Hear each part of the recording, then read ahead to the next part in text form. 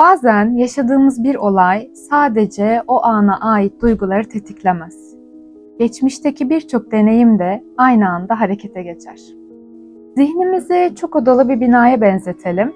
Bir düğmeye bastığımızda sadece bir odanın ışığı yanmaz. Onunla bağlantılı birçok odanın ışığı da aynı anda yanar. İşte bu yüzden tepkilerimiz sadece bugüne değil, geçmişimize de bağlıdır.